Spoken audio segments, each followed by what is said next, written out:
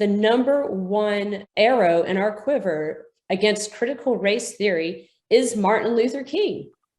It's judging on the content of their character over the color of their skin. Of course, we all know critical race theory seeks to do just the opposite. It racializes children. If you're a child of color, then you're a victim. And if you're a white child, then everybody hates you and you should be ashamed.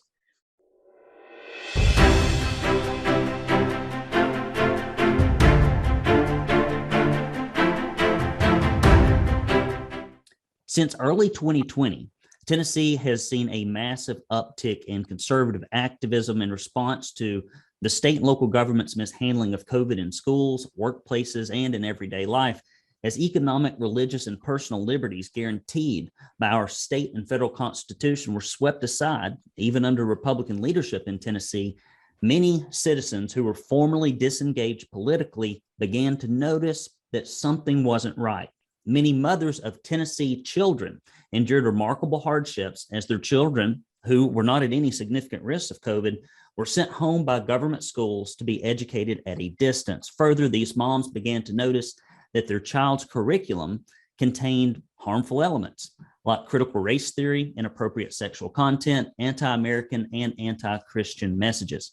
Concerns brought by these moms to local school boards either fell on deaf ears or were met with outright animosity or contempt. Nonetheless, these moms would not take it lying down, so they began to form Moms for Liberty chapters all over the volunteer state to safeguard the liberties and the culture for the next generation. Joining me today are three Moms for Liberty representatives: Brandy Howard of Hamilton County, Robin Steenman of Williamson County, and Jennifer Conder of the Davidson County chapter. Ladies, welcome to the program.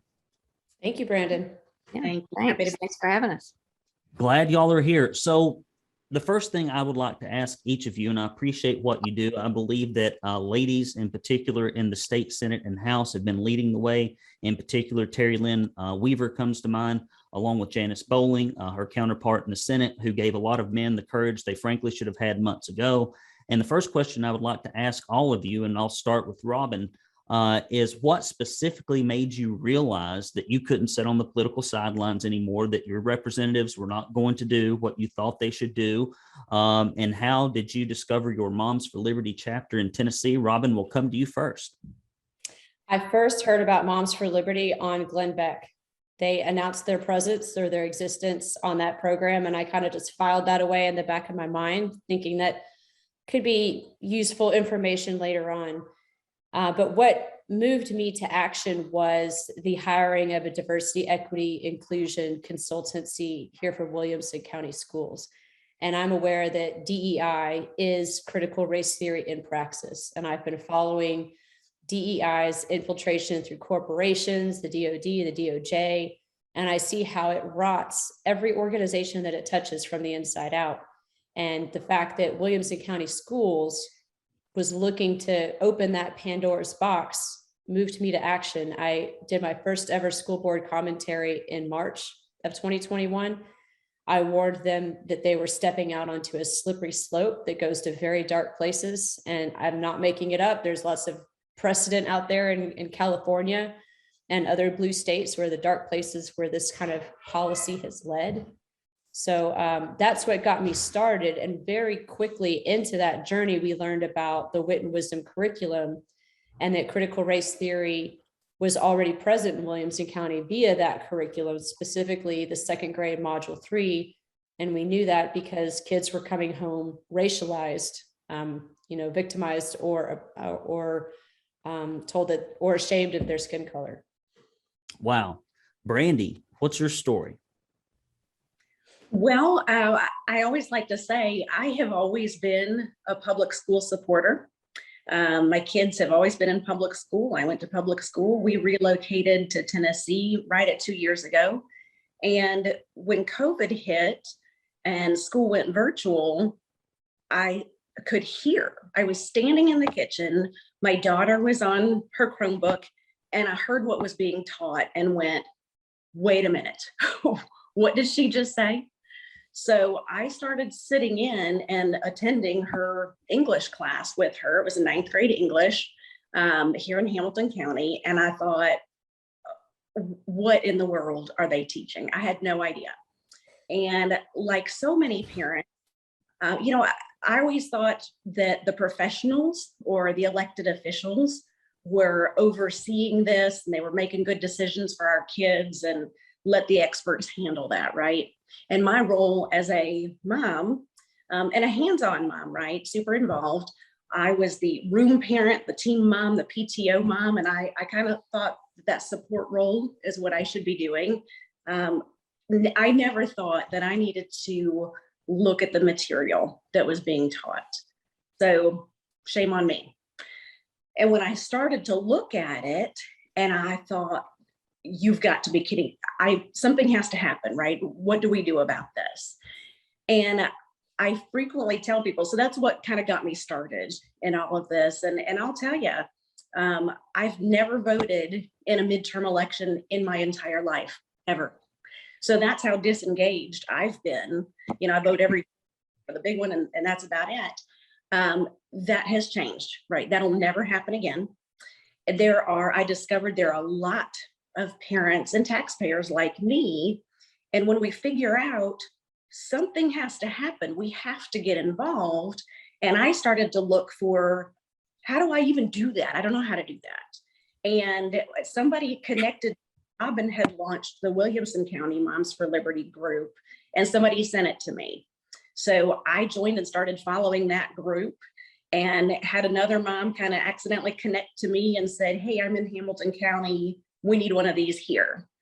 And so, PTO mom then steps out and decides we're going to start this little Facebook group, which has turned into a little bit more than planned. But that's how we started, and that's how I woke up. Everybody has an interesting story, and that's a good place to start. Jennifer, we'll come to you. How did you get plugged in and involved? Well, kind of like what Brandy was saying, and of course, Robin always says it all so succinctly and well, but my children are in their 20s. So back when they were in elementary and middle school and all that, I was the same way, very involved, PTO mom, brownie leader, room mom, all that kind of stuff. And you just, I thought we were in a great county. Education is one of our big draws here. I live in Williamson County, also helping out in Davidson County with the Davidson County chapter because my family is there. So anyway, that's that distinction. But our schools were great, so we thought. And I questioned myself, like, gosh, did I just kind of go along with all that all those years because I knew the teachers and I was there all the time and everything was good and we didn't have issues? Or maybe it's just gotten that progressively worse since I'm 10 or so years, out of that. But yeah, I've always been involved. I thought I was on top of things, and I heard about this through the Williamson County chapter. Once Robin and those guys kicked off, they had a really great event last May. I think it was the CRT 101 event that I first came to, and I brought my sister Cindy, who is the Davidson County chapter chair, and I said, you gotta, we need to hear this. And then we went to another event, and then it was like, there's got to be one of these in every county. Surely there's one in Nashville. Surely there's one in Davidson County, and there wasn't. And it's just tougher to kind of crack that nut and get people to speak up. And although they were, very disappointed in finding out things. And so I just feel like I kind of maybe represent people whose children are grown, people that don't have children.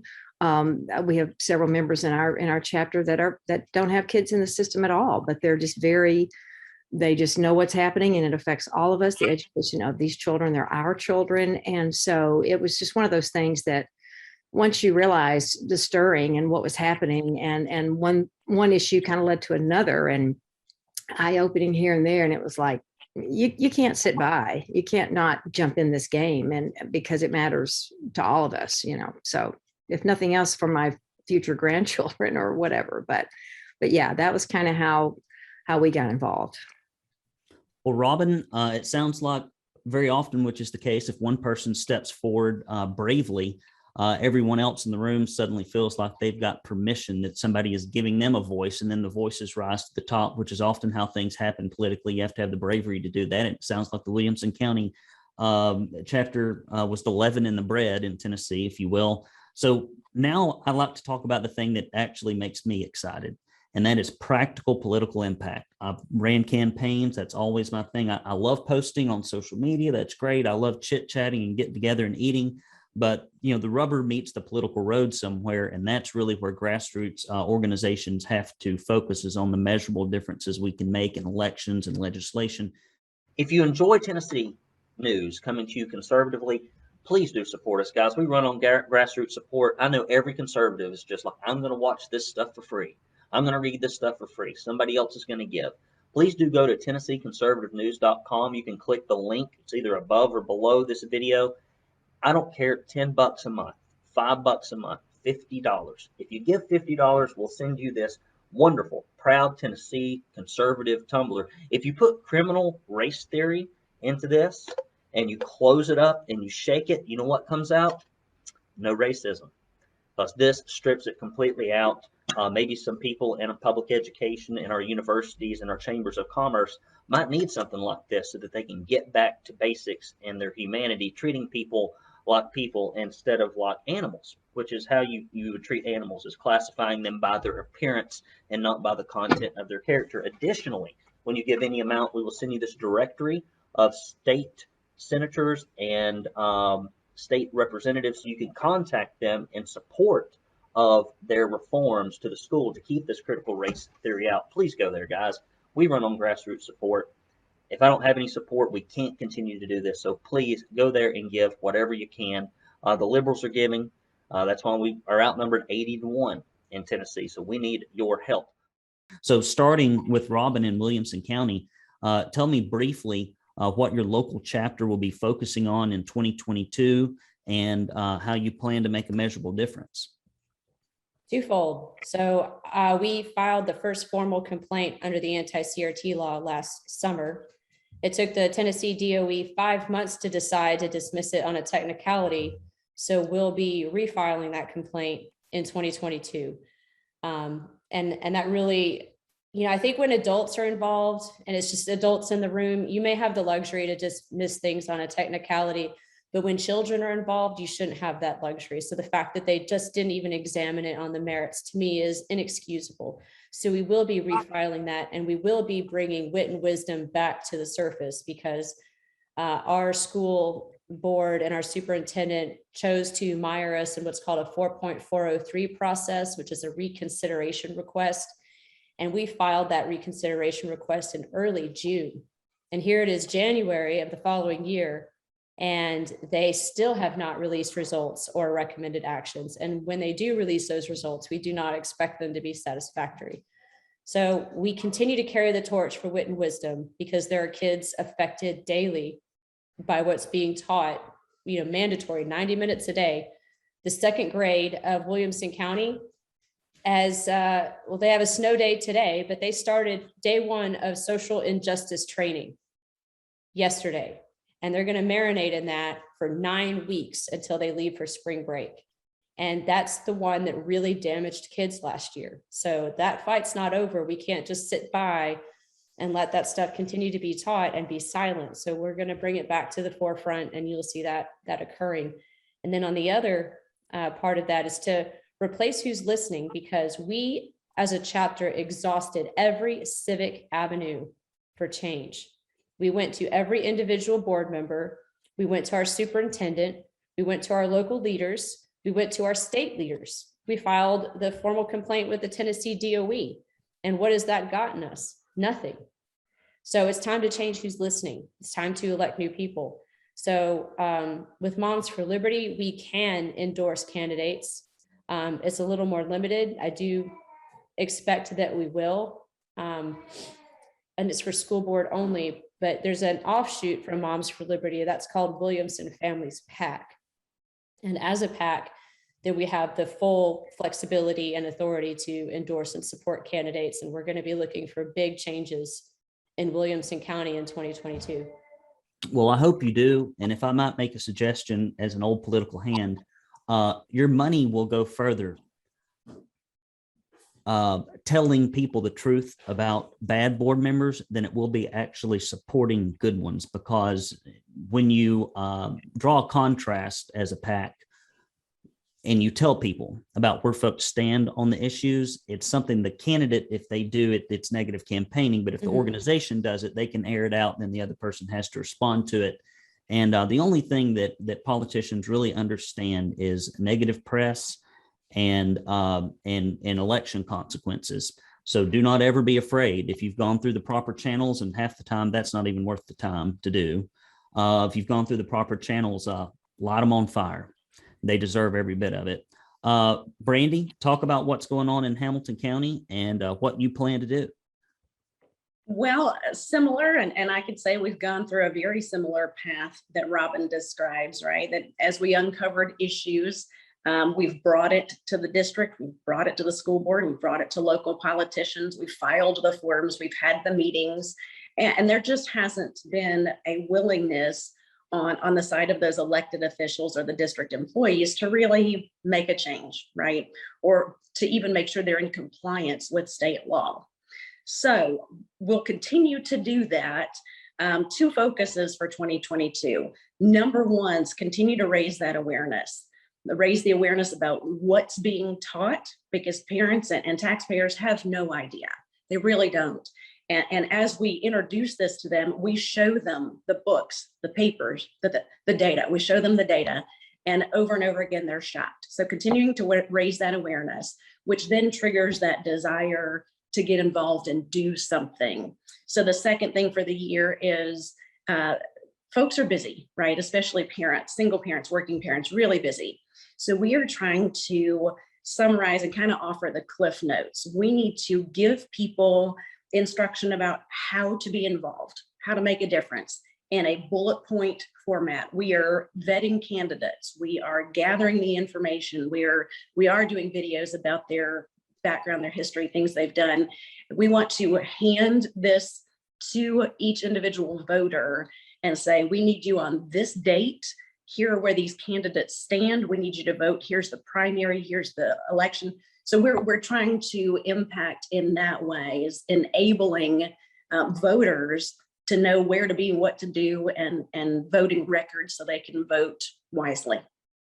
Awesome. And as well, you should. And going back to your comments about sending things to the Tennessee Department of Education, Penny Schwinn, for whatever reason, our not so conservative governor thinks it's a great idea to promote people to teach our kids that embrace concepts of racism and racism light. And she's the same one that introduced the child wellness check, that very Orwellian 40 some odd page document that every child in Tennessee should be examined by some kind of state worker for their mental health, when these people can't even teach kids to read and write after 13 years. So I doubt you're going to get a whole lot of sympathy out of her, because frankly, she's going to move on to the next job here in 2 or 3 years, likely. So you really have to be the advocate for your kids that our government will not. Jennifer, talk about what's going on in Davidson County, the hotbed of horrors and all things liberal and leftist in our state. Right. It's honestly, it's a tough battle for those reasons. I think there are a lot of good conservative folks still there, but they've been silenced for so long and so overwhelmed by the MNEA and these others that show up at these meetings. So we're going to try to dig in and let people know, break down those fears and that intimidation, and that there's more of us than you think. And kind of the same way, we haven't gotten involved in lawsuits and things like that in particular, yet, haven't to that degree, but we did decide that, there are so many issues, you kind of need to pick your issues. And so you can go to these meetings and you encourage people to be there, and whether you're talking about critical race, the wit and wisdom, or just what the mask issue, and, all these things that we just felt like we need some transparency from this board, because you stand in front of them and hope you have their attention for the 3 minutes that you get to speak. But a lot of times you don't even know if they're, it's just kind of hard. And it's like, they're people, they're supposed to be there for us. So we posed some questions at the end of last year to them, and we're going to keep pounding them. We thought, we just like to know, if we're going to know which one of you we want to support and which one of you we want to replace, we'll just pose some questions to you directly. and keep asking those until we get answers. And we've asked for meetings and things like that. But stuff like, I think the 3 questions we asked at the end of last year was, we'd like to kind of know where the money's going, the ESSER grant money, the part of that 44 some odd million or $1 billion that the state got. I forget the exact number right now, but we'd like to know how much has been spent, where it's been spent, and what are the strings attached to that money. What do you have to do in order to get to use that money? And is that part of why you're so big on mask mandates and things like that? So we've asked them that question. We've been trying to track down current teachers' manuals so you can, share that with people so they know exactly, like we've discovered with some of this curriculum. It's not so much what's being read, but it's how it's being taught and what's being plucked out of some of those books and drilled into our children. And we've had a hard time gaining access to some of that curriculum. And according to the Tennessee, the Textbook Transparency Act, we're supposed to be able to access that. So we put that question to them, and then we thought we would go ahead and ask them about where they stand on vaccine mandates, because we know that's coming and that's the next thing after the masks, and they've got to have personal feelings about that, yay or nay. And so we just kind of want to hold their feet to the fire. And we thought asking these questions publicly and expecting answers, transparent answers, might be one of the best ways to start to kind of weed out who's on our side and who we need to start looking for replacements for. So that's kind of where we're focusing. Also, same ideas, growing our chapter, trying to get, more people involved and letting them know it's, you can, like what Brandy was saying, with just the bullet points, because people are busy and there's lots of requests on people's times. But I think once we keep putting it out there and letting them know it's not that difficult to, to show up at a meeting or sign a petition or email your representative or whatever. So we're just growing our chapter and raising awareness is going to be at the forefront of what Davidson County needs, I think. Very good. And I know that, we're very active at the Tennessee Conservative about what's going on at the state legislature. And often what trickles down to the school boards is merely what's in the Tennessee code. So sometimes if you can't get anything done here, you need to just go up the food chain where they have they can't do anything but what the legislature tells them, which is increasingly seeming like the best thing to do to help these kids that are in blue counties that are really being taken advantage of for a little bit of government money. And so switching gears here, we've got an opportunity to educate some people at the American Dream Conference, and that's going to be January 14th through 15th at Liberty Hall in Franklin, Tennessee, and talk a little bit, Robin, about that. I think you sent me an email recently about what's going to happen at that event. And then I'd also like to commend you for the fact that the woke left is trying to cancel this event, which means you're effective.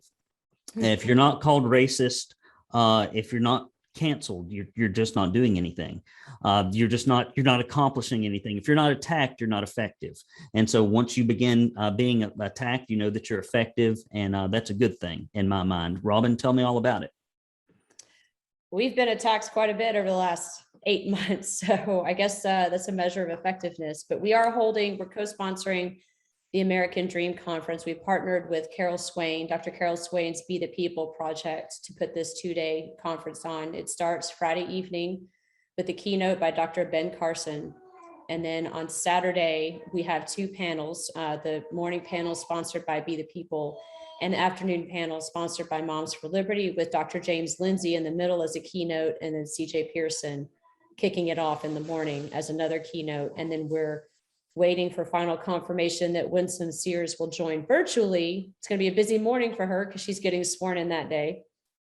So it's going to be a great, timely conference, because here's the thing. We've been accused of wanting to ban books. The current accusation is that we wanted to ban Martin Luther King's book for the 2nd grade, which is an outright lie. It's a complete misrepresentation, distortion of the truth, which is all that they have. The truth isn't on their side. So they distort, misrepresent. And the number one arrow in our quiver against critical race theory is Martin Luther King. It's judging on the content of their character over the color of their skin. Of course, we all know critical race theory seeks to do just the opposite. It racializes children. If you're a child of color, then you're a victim. And if you're a white child, then everybody hates you and you should be ashamed. that is the end result. You'll know CRT by its fruits. That's the fruit that it bears, is children, second graders who were colorblind before are now just focusing on skin color. And you've brought that in at such a young age that they may never overcome that damage that has been done.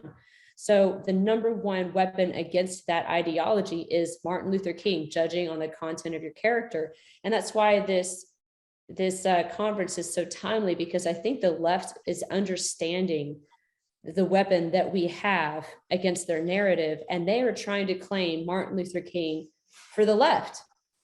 Just last year, Ibram Kendi cited Moms for Liberty, Williamson County, in an op-ed in the Atlantic, accusing us in Williamson County of the second assassination of Dr. Martin Luther King.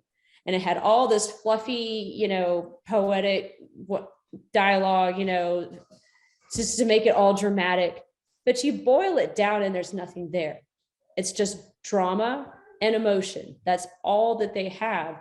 And the facts are on our side. And the facts are, we only seek to espouse and highlight and hold Dr. Martin Luther King's dream up as what we should be striving for, and what our country has been striving for up until wokeism took over. And then they look at the dream of MLK, and then they do a 180-degree turn and say, let's go back the other way and institute neo-racism. So that's why it's so timely, because there is a battle. There's a narrative battle for Martin Luther King right now. And that's one reason that we chose this event on that weekend. We called it the American Dream Conference, because how is the dream? What's the status of the dream right now in American education? Is it thriving, or is it on life support? And how do we teach the dream going forward? That's the whole Moms for Liberty afternoon panels, teaching the dream in 2022. How do we turn this around and face and reapproach the dream of Martin Luther King instead of turning the kids away from it? So the left, of course, hates all of that, and they want to paint us as profiteering off of the image of Martin Luther King. And after we tried to ban his books, and I got to tell you, nobody's making money at this event. We have kept the price extremely low so that as many people can come as possible, so it's as accessible as possible. And so there's no profiteering going on. There's only investment in the community. Well, as someone who works in the conservative community trying to get the message out there, I can guarantee you there's no profits going on anywhere. Right. Large corporations don't want to spend their money with conservative organizations, and large liberal donors don't want to dump money in there. So it's always a grassroots groundswell. How can people directly go to register for this event or find out more information about it? They can go to bethepeoplenonprofit.com, and it'll come right up with a registration link. And realize that if you want to go to the dinner and see Dr. Ben Carson, you've got to register by Sunday, January 9th. So there's a cutoff, and there's not going to be a lot of leeway. In closing, I know that a lot of moms who subscribe to the Tennessee Conservative, and we have a lot of ladies, I'd say it's probably like 65% of our subscriber base, would like to find out more about their local Moms for Liberty chapter, or even start one of their own in their local county. How would they go about doing that? Momsforliberty.org. If you go to the top, there's a find your chapter or start a chapter. So you have either course of action available to you. And we hope that if you don't have one, that you will start a chapter, and that you'll reach out to us and let the existing chapters help you build something there from the ground up. And we can share our knowledge and our expertise and the lessons, the many lessons that we have learned already. Well, excellent. Ladies, Brandy, Jennifer, Robin, I appreciate all of you for taking the time out of your busy mom schedules to come on here and really share what you're doing, because if it were not for the engaged ladies that are off their duff and being politically active, lots of things, we would not have clawed back the medical freedom. We would not have gotten to the degree that the state government can, the mask mandates and vaccine mandates off the backs of our children. And we are making progress here. And I think they overplayed their hands. And when you wake up the ladies and you wake up the moms, you probably wish that you hadn't. And so now I hope that the momentum gathers and y'all continue to march to Washington, but please stop and linger in Nashville, because they need the attention. So thank you all. I appreciate you very much. This is Brandon Lewis Please do go to bethepeople.com. BeThePeopleNonprofit.com. BeThePeopleNonprofit.com or momsforliberty.org. We'll put those links below this video wherever it is posted. I'm Brandon Lewis with the Tennessee Conservative. Until next time, I'm signing off.